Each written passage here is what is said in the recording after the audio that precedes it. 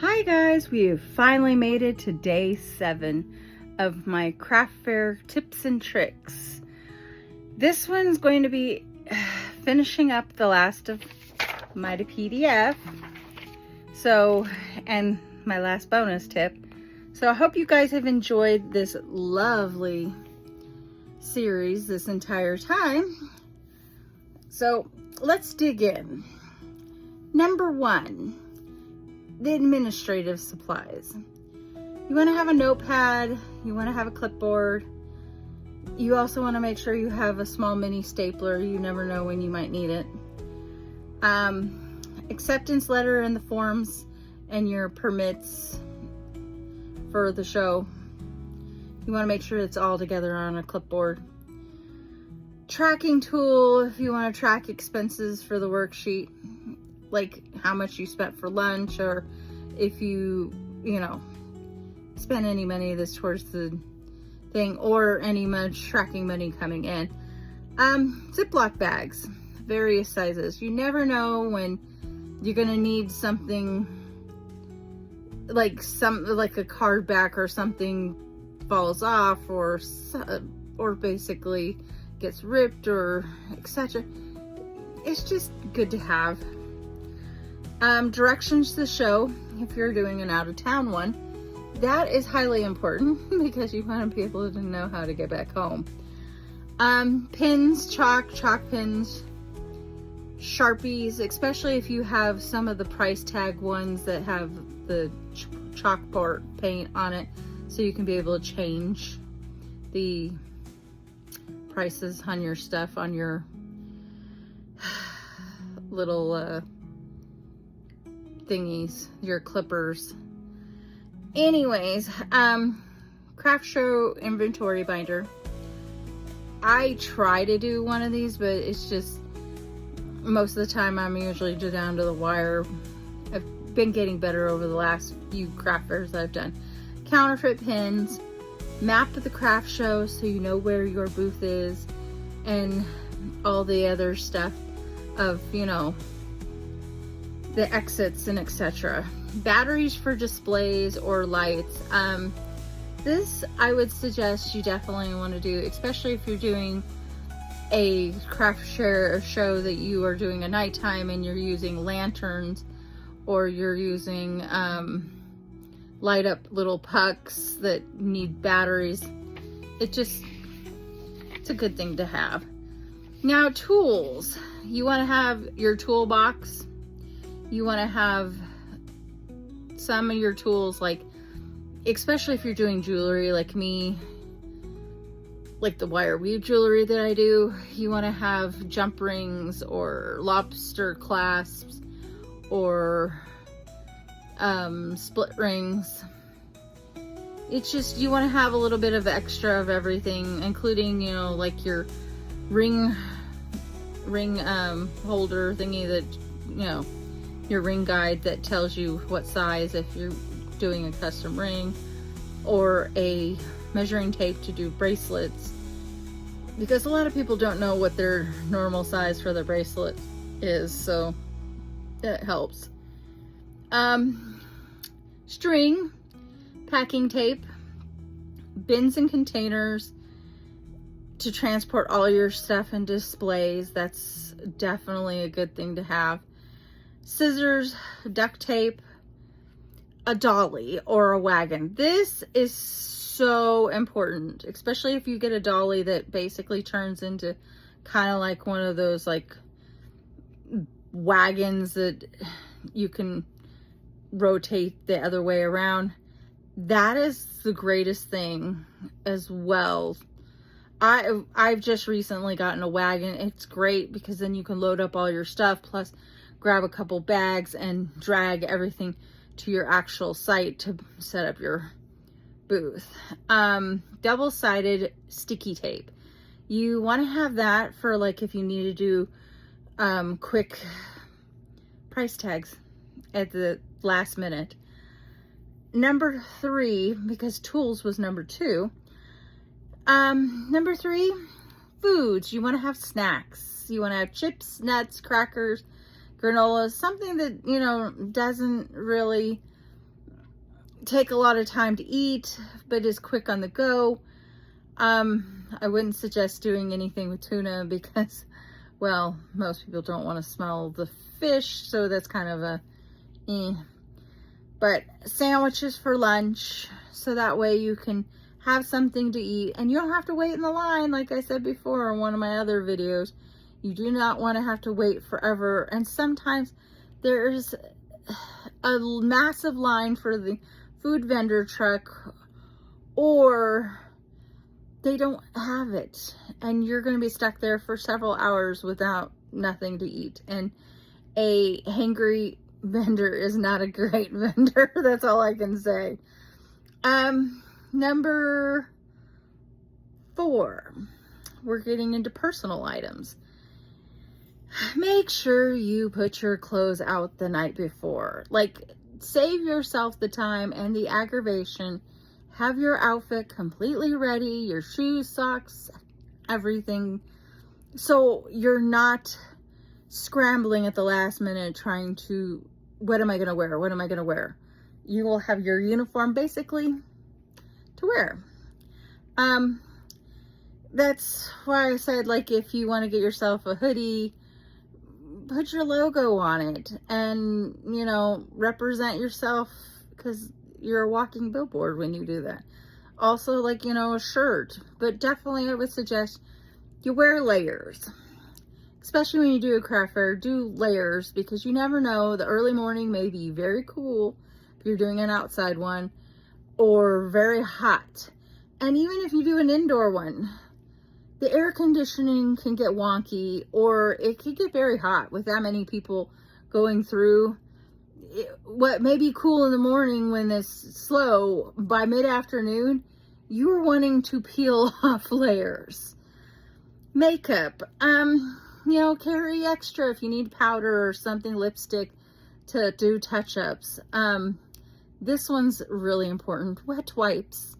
Definitely carry wet wipes, because you never know, like, you may need to clean up some sticky residue or sticky stuff left over from eating, and or you need to pick up something because you accidentally spilled soda. You don't want to leave it sticky all over your booth. Sunscreen. Need I say more, especially if you're doing an outdoor one. Travel toothbrush and toothpaste. If you eat lunch at the thing, you don't want to have some, you know, piece of whatever left in your teeth while you're trying to talk to somebody at the craft fair. It just makes sense. The small first aid kit. This I've already gone over in one of my other videos. You want to have your aspirin, Tylenol if you got a headache. You want to have some Band-Aids, because you never know, like, picking up some of these canopies or moving stuff around, I have found nicks and scratches on myself and cut my finger doing setup. So that's why I said it just makes sense. Hand sanitizer at your booth. Well, yeah, need I say more? Everybody's picking up stuff and putting stuff down, and you don't know where their hands have been. So, let alone, you know, it's great for you as well, because you don't want to get sick from being at the craft fair either. So, hand sanitizer, I can't say more than enough in this day and age. Definitely have it. Lint roller. Oh my, yes. You need to have a small mini lint roller. Hear me out on this one. Besides the fact that you will track everything to you like a, you know, magnet, I don't know how many times, especially if you have the velvet type displays. The velvet displays are like the biggest magnet for lint, hair, you name it, especially the black ones. I don't know why, but they are. A small mini lint roller is like your best friend. You can go and, you know, take the lint roller, wipe it down just a little bit, and clean it up, and then put your necklace back on it. This makes good sense. Deodorant. Need I say more? Lip balm, because, well, you've been talking all day long, you're going to end up chapping your lips. Breath mints. Need I say more? You've been snacking in between and talking to everybody. Bug spray. Just depends on if you're, at a fair like in the South or North Carolina or Florida. You may need it for the mosquitoes. I mean, even in Las Vegas, we are now getting mosquitoes. So, hate to say it, it's a necessity. Kleenex and tissue or a pack of tissues. This is so important. You do not realize how badly, like, you do not, when you do outdoor or indoor events, something will trigger your allergies and you will want to sneeze. So it just, instead of you having to hunt around to go find a bathroom to get a paper towel, and some of the restrooms don't even have paper towels anymore. They've all got the, the air blower handlers. This just makes sense. Get yourself a small little, like the travel size ones, and just kind of like spread them throughout your, like in a couple of your bins, in your lock box, if you have to stick it in your pocket, if you have your money apron.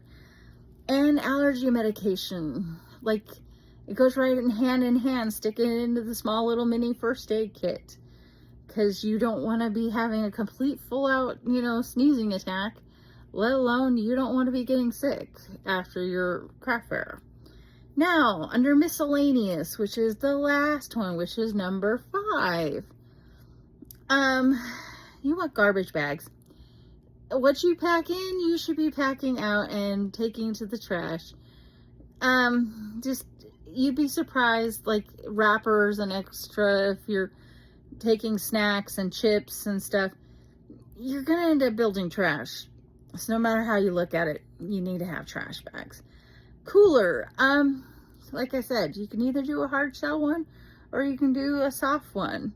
I have like a really cool one that's like a skinny, thin one that's supposed to be meant for putting in the back of your seat of your car, and it's a hard shell one, so I could put regular ice. But if you're going to be doing the soft cover shelled ones, just get the blue, the gel ones that are in the container thingy, and just freeze them and take them with you, so you don't have to worry about ice melting all over everywhere. You may have a little bit of condensation, but that's the nature of the beast. A camera. You want to have a camera for sure, because you want to take pictures of your booth of how you did the layout. So if, things worked out great, you have reference for the next time when you do it. Second of all, gives you pictures for your social media. You can, stick it on your website, or you can stick it on your social medias. So either use your phone or get yourself a good digital camera. It just makes sense. A raffle piece for the craft fair if they require one, or juried piece for the event. Just depends on what you're doing. If you're doing an art one, or if you're doing a craft fair, or you're doing a rent fair. So it just depends on the show. And my last and final, a candy bowl, if they allow it, with candy. It just depends on the show. Some of them don't allow it. I have gone to a couple shows where, they do, and I usually put some hard candy that is wrapped out, like mints, or even like one year I had Hop Joys, which was like these coffee ones that are a Dutch coffee that's like a little, they're so good. They're like a little shot. They're great, especially for the coffee crowd early in the morning when everybody's just not quite, they just give you the right pick-me-up. That's why I love to take those with me. But otherwise, that is everything except my bonus tip. And my bonus tip is this: don't be standoffish. Act like you actually really enjoy being there and that you're going to want to be there. I have more than once gone to a craft fair and the person who is standing behind the booth doesn't look like they're approachable. And it's hard to go shopping or ask questions to somebody who literally has got their arms folded, like they have a mean face on their face, that they don't want to be there and they don't want you bothering them. And yeah, it's just bad juju and bad vibes, and you just don't want to do that. It's not good for business, and it's also, you know, the whole point of a craft fair is it's supposed to be fun, and you're supposed to enjoy yourself and talk to new people and, you know, see what your customers like and what they want, and hey, get new ideas. So that is my last one. I'm sorry this one ran a little bit longer than normal, but this is the last one wrapping it up. So I will go further more into these as, like, you know, small little snippets of different portions of this subject of this craft fair tips and tricks more in depth, because there's a lot of these topics that can go more in depth. But on that note, I hope you guys enjoyed this. I've enjoyed making this, and I will catch you guys later.